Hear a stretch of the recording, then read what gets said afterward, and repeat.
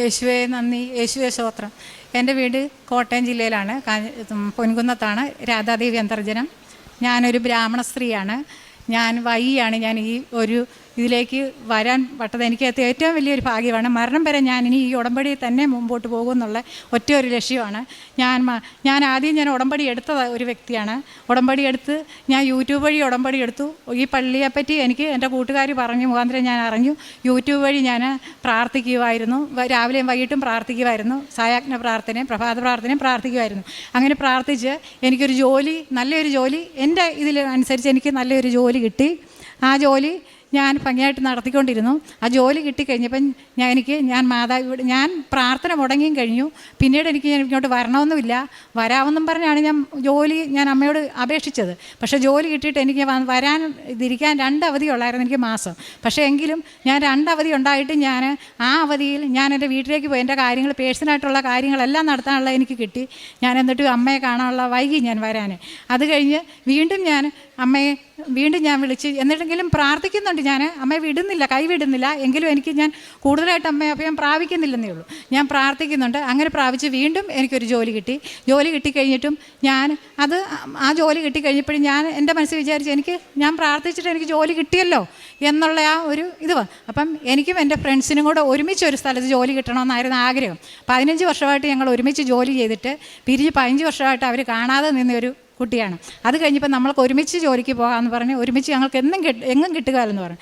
അവസാനം ഞങ്ങൾ മാതാവിൽ ഈ യൂട്യൂബ് വഴി പ്രാർത്ഥിച്ച് പറഞ്ഞു, മാതാവ് ഞങ്ങൾക്ക് 2 പേർക്കും കഴിഞ്ഞ ജനുവരി 23 ജനുവരി മാസം 30-ാം തീയതിക്കുള്ളിൽ ഞങ്ങളെ ജോലിക്ക് വേണ്ടി ഞങ്ങളെ 2 പേരെയും കൂടെ ഒരിടത്ത് വിളിക്കണേ മാതാവ്, ഞങ്ങളവിടെ വരാമെന്ന് പറഞ്ഞ് പ്രാർത്ഥിച്ചതിൻ്റെ അടിസ്ഥാനത്തിലാണ് ഫസ്റ്റ് ഞങ്ങൾക്ക് 2 പേർക്കും ജോലി കിട്ടിയത്. ആ ജോലി കിട്ടിയിട്ടും ഞാൻ ആ ജോലിയാണ് ഈ മാതാവിലേക്ക് ഞാൻ വന്നില്ല. മാതാവിനെ ഞാൻ മറന്നു. ഞങ്ങൾ 2 പേരും മറന്നു. ആദ്യം അവൾ ആ ജോലിയിൽ നിന്ന് പോയി, ഞാനും ആ ജോലിയിൽ നിന്ന് പോയി. എനിക്കിത് കണ്ടിന്യൂ ആയിട്ട് ചെയ്യാൻ പറ്റിയില്ല, മുടങ്ങിപ്പോയി. അങ്ങനെ നിന്ന് കഴിഞ്ഞാണ് ഞാൻ പ്രാർത്ഥിച്ച് എനിക്ക് വീണ്ടും ഒരു ജോലി ഇപ്പം കിട്ടി. അതിലും വലിയൊരു നല്ല ജോലിയാണ് കിട്ടി. മാതാവിനെ പ്രാർത്ഥിച്ച് എനിക്ക് കിട്ടി. അങ്ങനെ ഞാൻ ആ ജോലി മുമ്പോട്ട് പോയിട്ടും ഞാൻ മാതാവിനെ മറന്നെന്ന് പറഞ്ഞാൽ പ്രാർത്ഥിക്കുന്നുണ്ട്. പക്ഷേ എനിക്കിങ്ങോട്ട് വരണമെന്നുള്ള ആ ഒരു ഇത് തോന്നുന്നില്ല. എന്തോ എനിക്ക് സമയം കിട്ടുമ്പം ഞാൻ നന്മ നിറഞ്ഞവരെ ചെല്ലും, ഞാൻ വിശ്വാസ പ്രമാണം ചെല്ലും, അത്രമാത്രം. അല്ലാണ്ട് വലുതായിട്ടുള്ള ഒരു ഇത് വെക്കുന്നില്ല. ഞാൻ എൻ്റെ കാര്യങ്ങൾ മാത്രം അങ്ങ് ചെയ്യുക. അങ്ങനെ നിന്ന് കഴിഞ്ഞപ്പോഴാണ് കഴിഞ്ഞ ആഗസ്റ്റ് മാസം 29-ാം തീയതി എൻ്റെ അക്കൗണ്ടിൽ നിന്നൊരു 7,000 രൂപയോളം നഷ്ടപ്പെട്ടു. അപ്പോൾ എനിക്കിത് അറിഞ്ഞുകൂടായിരുന്നു, എന്താണെന്നുള്ളത് അറിഞ്ഞുകൂടായിരുന്നു. ഞാനിത് ടെസ്റ്റ് മെസ്സേജ് നോക്കിയപ്പം ഒരു ക്രെഡിറ്റ് കാർഡിൻ്റെ അവർ സർവീസ് ചാർജ് 1 വർഷത്തെ പിടിച്ചതാണെന്നാണ് ആ മെസ്സേജ് കണ്ട്. ഞാൻ അന്നേരം തന്നെ ബാങ്കിലേക്ക് വിളിച്ചപ്പോൾ പറയുന്നത് ഇങ്ങനെ കാർഡിൻ്റെയാണ്. അപ്പം ഞാൻ ആ കാർഡ് ഇതുവരെ യൂസ് ചെയ്തിട്ടില്ല. അതിൻ്റെ കാലാവധി 30 വരെയുണ്ട് ആ കാർഡിൻ്റെ കാലാവധി. അപ്പം ഞാൻ ബാങ്കിൽ വിളിച്ച് പറഞ്ഞ കാർഡ് ക്യാൻസലാക്കിയാലേ ഇതുള്ളൂ, അപ്പം പൈസ തിരിച്ച് കിട്ടുവരാം. ഞാൻ പറഞ്ഞു വേണ്ട, തിരിച്ച് കിട്ടണ്ട, എനിക്ക് ആ കാർഡ് ഒന്ന് ക്യാൻസലാക്കി തന്നാൽ മതിയെന്ന്. അങ്ങനെ അതിപ്പം പറഞ്ഞു മേഡം ഇവിടെ വന്ന് ക്യാൻസലാക്കിയാൽ മതിയെന്ന് പറഞ്ഞ് ഞാൻ ഓണത്തിൻ്റെ 19-ാം തീയതി വെക്കേഷന് ഞാനും എൻ്റെ അനിയത്തിയും കൂടെ പോയി അത് ക്യാൻസലാക്കാനായിട്ട് അവിടെ ചെന്നു. ക്യാൻസലാക്കാനായിട്ട് ചെന്നപ്പം നവംബർ മാസം ചെല്ലാനാണ്. ഒക്ടോബർ 3-ാം തീയതി ക്യാൻസലാക്കി തരും, അന്നേരം അവിടെ വന്നോളാൻ പറഞ്ഞു. അങ്ങനെ അവിടെ 3-ാം തീയതി ചെന്ന് കഴിഞ്ഞപ്പം പറയുന്നത് അത് ശരിയായിട്ടില്ല, പിറ്റേ ദിവസം വരാൻ പറഞ്ഞു. 4-ാം തീയതി 4-ാം തീയതി ചെന്ന് കഴിഞ്ഞപ്പം കാർഡ് അവർ നോക്കിയിട്ട് പറഞ്ഞു എൻ്റെ അക്കൗണ്ടിൽ നിന്ന് 6,000 രൂപയോളം ക്രെഡിറ്റ് കാർഡ് എടുത്ത് ആരോ യൂസ് ചെയ്തിട്ടുണ്ടെന്നുള്ളത് പറഞ്ഞു. അതിന് പെട്ടെന്ന് എനിക്കൊരു ഇതായി. ഞാൻ കാർഡ് ക്യാൻസലാക്കാൻ കൊടുത്തതാണ്, എന്നിട്ട് ഈ പൈസ ഇത്രയും പോയി. അപ്പം ഞാൻ അവിടെ നിന്ന് പെട്ടെന്ന് എന്തോ എനിക്കൊരു ഭയങ്കരമായിട്ട്. അന്നേരം ഞാൻ പോകുമ്പോൾ എൻ്റെ കയ്യിൽ നേർച്ച വസ്തു, എൻ്റെ കാശി രൂപ എൻ്റെ കയ്യിലുണ്ട്. നേരത്തെ ഞാൻ ഉടമ്പടി എടുത്ത് പോയതാണല്ലോ. അപ്പോൾ ഈ കാശി രൂപമായിട്ടാണ് ഞാൻ പോകുന്നത്. അവിടെ ചെന്ന് അവർ ക്യാൻസലാക്കി തരാമെന്ന് പറഞ്ഞു. ഇവിടെ വന്നിട്ട് ഇത്രയും രൂപ നഷ്ടപ്പെട്ടു, അങ്ങോട്ട് ആ ക്യാഷ് അടയ്ക്കാതെ ഈ കാർഡ് ക്യാൻസലാക്കാൻ ഒരിക്കലും സാധിക്കത്തില്ലെന്നാണ് പറയുന്നത്. അപ്പോൾ എൻ്റെ കൂടെ വന്നേ എൻ്റെ അച്ഛനും എൻ്റെ റിലേഷനും എല്ലാവരും എന്നെ വഴക്ക് പറയുന്നുണ്ട്. ഞാൻ അവിടെ നിന്ന് അങ്ങ് കരയുക. അപ്പോൾ അവർ പറയുന്നത് നിയമപരമായിട്ടാണ്, ഞാൻ കാർഡ് യൂസ് ചെയ്തിട്ടില്ലെങ്കിലും എൻ്റെ ID പ്രൂഫ് ഇട്ടാണ് ക്യാഷ് എടുത്തേക്കുന്നത്. ഞാനിത് അടച്ചെങ്കിലല്ലേ 60,000 രൂപയും അതിൻ്റെ പലിശയും കൂടെ ഉണ്ട്. അപ്പം ഞാൻ അവിടെ നിന്ന് കരഞ്ഞു. അപ്പം ഞാൻ ജോലി സ്ഥലത്തുകൊണ്ടാണ് രാവിലെ ഞാൻ 4-ാം തീയതി അവിടെ കോട്ടയത്ത് വരുന്നത്. ബാങ്കിൽ വന്നു. വൈകുന്നേരത്തെ 8 മണിയായപ്പോൾ എനിക്ക് അവിടെ ചെല്ലണം. ഞാൻ ഞാൻ അവിടെ എറണാകുളത്ത് എത്തിക്കഴിഞ്ഞ് ഞാൻ എന്ത് ചെയ്യണമെന്ന് അറിയത്തില്ല. 2 ദിവസം ഞാൻ വല്ലാത്തൊരവസ്ഥ ഞാൻ നിൽക്കും. എന്താണെന്നുള്ളത് എനിക്ക് ജോലിയിൽ എനിക്ക് കണ്ടിന്യൂ ചെയ്യാൻ പറ്റുന്നില്ല. കുട്ടികളുടെ കാര്യങ്ങൾ നോക്കാൻ പറ്റുന്നില്ല. ഹോസ്റ്റൽ ഫീസ് എല്ലാ കാര്യങ്ങൾക്കും തടസ്സം വരുന്നു. അന്നേരം അവിടെ നിന്ന് മേഡത്തിനോട് ഞാൻ പറഞ്ഞു, മേഡം ഞാൻ 6-ാം തീയതി ഞാൻ പറഞ്ഞു, മേഡം ഞാൻ വീട്ടിൽ പോവാം, 7-ാം തീയതി മേഡം ഞാൻ നാളെ വീട്ടിൽ പോവാണ്, എനിക്ക് വീട്ടിൽ പോകണം, എൻ്റെ കാര്യങ്ങളെല്ലാം പരിഹരിച്ചിട്ട് ഞാൻ വരുന്നുള്ളൂ എന്ന്. അന്നേരം മേഡം എന്നോട് പറഞ്ഞു, മോള് പോവുകയാണെങ്കിൽ എങ്ങനെയാ പോകണ്ട എന്നൊക്കെ പറഞ്ഞു. ഞാൻ പറഞ്ഞു എനിക്ക് പോകണം എന്ന്.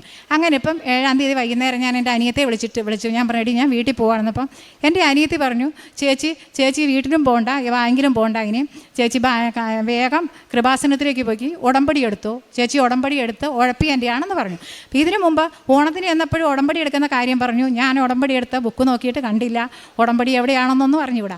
ഞാൻ വീണ്ടും ഇവിടെ വന്ന് പുതിയതായിട്ടൊരു ഉടമ്പടി എടുത്തു. 8-ാം തീയതി ഞാൻ വന്ന് ഉടമ്പടി എടുത്തു. 8-ാം തീയതി ഉടമ്പടി എടുത്ത് ഇവിടെ വന്ന് ഞാൻ അന്നേരം ഞാൻ അവിടെ നിന്ന് ഇങ്ങോട്ട് രാവിലെ ഉടമ്പടി എടുക്കാനായിട്ട് നവംബർ 8-ാം തീയതി ഞാൻ ഇവിടെ വരുന്നു. ഉടമ്പടി എടുക്കാൻ രാവിലെ വന്നു കഴിഞ്ഞപ്പം ഉടമ്പടി എടുക്കാൻ വരുന്ന ഒരാൾക്ക് ഒരു ചെറിയൊരു ഹാൻഡ് ബാഗ് മാത്രം മതിയല്ലോ, സാധാരണ വേറെ ഒന്നും വേണ്ട, പൈസ മതി. ഞാൻ 2 പ്രാവശ്യം ഞാൻ എൻ്റെ അലമാര തുറന്നിട്ടും വീണ്ടും ഞാൻ എന്ത് ചെയ്തു, എനിക്കെന്തോ മാതാവ് എന്നെ തോന്നിക്കുന്നതായിരിക്കാം എന്നല്ലാണോ ഇപ്പോഴെനിക്കത് തോന്നുന്നുണ്ട്. ഞാൻ ആ ബാങ്കിലെ പാസ്ബുക്കും ക്രെഡിറ്റ് കാർഡിൻ്റെ നമ്പരും എന്നെ വിളിച്ച കോളുകളും എൻ്റെ ആ സാറിൻ്റെ നമ്പറുകളും എല്ലാം എടുത്ത് ഞാൻ എൻ്റെ ഈ ബാഗിനകത്ത് സുരക്ഷിതം വെച്ചിട്ട് ഞാൻ ഇതും കണ്ടാണ് ഞാൻ ഇവിടെ ഉടമ്പടി എടുക്കാൻ വരുന്നത്. ഇവിടെ ഞാൻ രാവിലെ വന്നു, എൻ്റെ കൂടെ എനിക്ക് വഴി അറിയത്തില്ലായിരുന്നു എറണാകുളത്ത് നിന്ന് വരാൻ. അവിടെ വന്നു കഴിഞ്ഞപ്പോൾ എനിക്കൊരു അമ്മയെ കിട്ടി, ഇങ്ങോട്ട് വരാനാന്ന് പറഞ്ഞാൽ അമ്മയും ഞാനും കൂടെ ഒരുമിച്ച് ഇവിടെ വന്നു.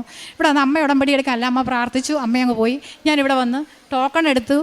ഇത്രയും ആൾത്തിരക്കല്ല, ഭക്തജനങ്ങളെന്ന് പറയാം ഞങ്ങളുടെ ഇതിൽ. അപ്പം ഇത്രയും ആൾക്കാരുള്ള ഇടത്ത് നമ്മൾ സാധാരണ ഒരു ബസ് സ്റ്റോപ്പിൽ നിന്നാൽ പോലും ഒരു ഫോൺ വിളിച്ചാൽ കേൾക്കാൻ പറ്റുന്നില്ലാത്ത അവസ്ഥയിൽ ഞാനിങ്ങനെ ഇതിനും നല്ല തിരക്കുള്ള സമയത്താണ് ഞാൻ ഉടമ്പടി എടുത്ത് അങ്ങോട്ട് നീങ്ങിയപ്പോൾ എനിക്കൊരു കോൾ വരുന്നു.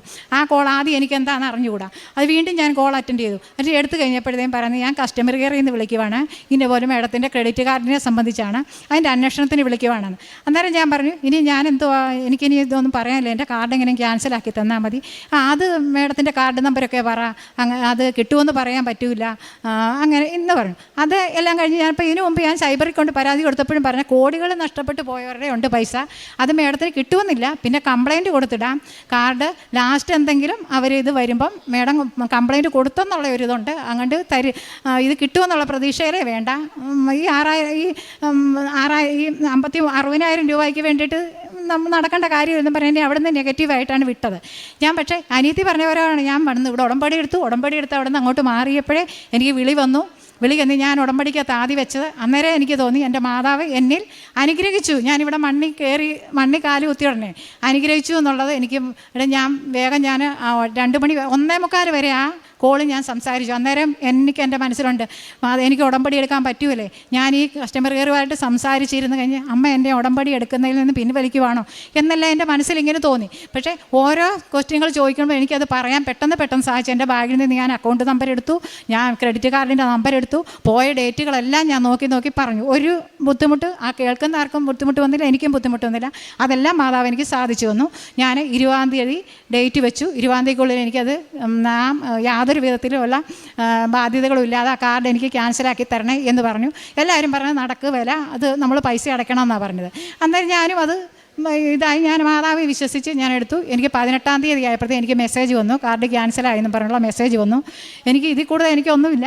ഞാൻ പിന്നെ ഇവിടെ നിന്ന് ഉടമ്പടി എടുത്ത് പോയി കഴിഞ്ഞ് പിറ്റേ ദിവസമാണെന്ന് തോന്നുന്നു, അച്ഛൻ രാവിലെ 5:30 മുതൽ അച്ഛൻ്റെ ഉടമ്പടി അത് ഞാൻ കേൾക്കുന്നുണ്ട്. മുട്ട കുത്തിയാണ് പ്രാർത്ഥന. ഞാൻ ആദ്യമായിട്ടുണ്ടാണ് ഞാൻ മുട്ട കുത്തി പ്രാർത്ഥിക്കുന്നത്. നേരത്തെ ഉടമ്പടി എടുത്തിട്ടുണ്ടെങ്കിലും ഞാൻ ബെഡിലിരുന്ന് ഞാൻ യൂട്യൂബിൽ നോക്കിയായിരുന്നു. ഇപ്പം മുട്ടി കുത്തി ഞാൻ പ്രാർത്ഥിക്കുന്നു. അപ്പോൾ എൻ്റെ കാലിൻ്റെ മുട്ടിന് ആദ്യത്തെ ദിവസം വേദനയായിരുന്നു. ഇപ്പോഴെനിക്ക് ഒരു വേദനയില്ല. ഞാൻ തൈലം എടുത്ത് തേച്ച് ഞാൻ മാതാവിനോട് പ്രാർത്ഥിക്കുന്നുണ്ട്. എല്ലാ കാര്യവും ഞാൻ 5 നില ബിൽഡിങ്ങിൻ്റെ മുകളിലേക്കുള്ള ഒരു ജോലി ചെയ്യുന്ന പിള്ളേർക്ക് വേണ്ടി എല്ലാ കാര്യങ്ങളും ചെയ്യുന്നത് എൻ്റെ മാതാവെല്ലാം എനിക്ക് നടത്തി തന്നു. ഇനി മുമ്പോട്ടും അത് കൊണ്ടുപോകും. നമുക്ക് മനുഷ്യനാൽ അസാധ്യമായതെല്ലാം ദൈവത്തിന് സാധിക്കും എന്നുള്ള ഒരു വചനം എൻ്റെ പ്രാബല്യത്തിൽ എനിക്ക് നടന്നു കിട്ടി. എൻ്റെ മാതാവിൽ ഞാൻ ജീവിതകാലം മുഴുവൻ ഞാൻ ഉടമ്പടിയിൽ തന്നെ ജീവിക്കുമെന്ന് ഞാൻ ഉറച്ചു വിശ്വസിക്കുക. എൻ്റെ മാതാവല്ല എനിക്ക് ആരുമില്ല. വൈകിപ്പോയതിൽ എനിക്കൊരു ഖേദമുണ്ട്, ഇവിടെ വരാൻ വൈകിപ്പോയതിൽ. അപ്പം ഞാനിനിയും എവിടെ പോയാലും ഞാൻ ഇവിടെ വന്ന് ഞാൻ മാതാവിനെ പ്രാർത്ഥിച്ചിട്ടേ ഞാൻ പോവുള്ളൂ എന്നുള്ള ഇത് എനിക്ക് യേശുവിന് നന്ദി, മാതാവേ നന്ദി. അവൻ്റെ നാമത്തിൽ വിശ്വസിക്കുന്നവർക്കെല്ലാം കൃപയ്ക്ക് മേൽ കൃപ. യോഹന്നാൻ്റെ വിശ്വസുവിശേഷത്തിൽ അരുളി ചെയ്യുന്നത് പോലെ എങ്ങനെയാണ് രാധാദേവി എന്ന ഈ മകള് തനിക്ക് കിട്ടിയ അനുഭവങ്ങൾ ഇവിടെ പങ്കുവയ്ക്കുമ്പോൾ ഇത് സൈബർ സെല്ലിൽ പോലും താൻ പരാതി കൊടുത്തു. തനിക്ക് ലഭിക്കുന്നത് പോസിറ്റീവ് റിസൾട്ട് ആയിരുന്നില്ല. എന്നാൽ ഇവിടെ വന്ന് ടോക്കൺ എടുത്തതേ ഉള്ളൂ, ഉടമ്പടി എടുത്തില്ല. അപ്പോഴേ തനിക്ക് സ്വർഗം തനിക്ക് വേണ്ടിയിട്ട് സംസാരിക്കുന്ന, സ്വർഗത്തിൻ്റെ വാതിൽ തനിക്ക് വേണ്ടിയിട്ട് തുറക്കുന്ന അനുഭവം എങ്ങനെയാണ് അമ്മയിലൂടെ തനിക്ക് ലഭിച്ചത്. ഇന്ന് തൻ്റെ ജീവിതത്തിൽ ഇനിയുള്ള കാലവുമൊക്കെ താൻ എങ്ങനെ എന്ത് ചെയ്യും, ഈ ഒരു അമ്മയുടെ സ്നേഹവും കരുതലും കിട്ടിയ മക്കൾ ആരും പിന്നീട് അമ്മയെ തള്ളി പറയില്ല. അതാണ് ഇന്ന് എത്രയോ മക്കൾ, അത് നാനാജാതി മതസ്ഥരാണ് ഇങ്ങോട്ട് കടന്നു വരുന്നത്. ഇവിടെ വന്ന് പരിശുദ്ധ അമ്മയുടെ സ്നേഹത്തിൻ്റെ തണലിൽ, അമ്മയുടെ കരുതലിൽ നാം നിന്ന് കഴിയുമ്പോൾ ആ അമ്മ പിന്നീട് നമ്മുടെ ജീവിതത്തിൽ നിന്ന് അമ്മ മാറിപ്പോകില്ല. നാം മാറിപ്പോയാലും, നാം അവിശ്വസ്തരായിരുന്നാലും അവൻ വിശ്വസ്തനായിരിക്കുമെന്നാണ് തിരുവചനം പറയുക. വീണ്ടും തന്നെ ഇങ്ങോട്ട് കൊണ്ടുവരാനുണ്ടായ സാഹചര്യങ്ങൾ, തൻ്റെ ജീവിതത്തിൽ എങ്ങനെയാണ് പരിശുദ്ധ അമ്മയുടെ ഇടപെടലുകൾ ഉണ്ടായത്, ഉടമ്പടിയിലൂടെ തനിക്ക് കിട്ടിയ നന്മകൾക്ക് ഈ മകൾ നന്ദി പറയുമ്പോൾ നമുക്കും കരങ്ങളടിച്ച് ഈശോയ്ക്കും അമ്മയ്ക്കും നന്ദി പറയാം. യേശുവേ നന്ദി, യേശുവേ സ്തുതി, യേശുവേ ആരാധന. അത്യപൂർവ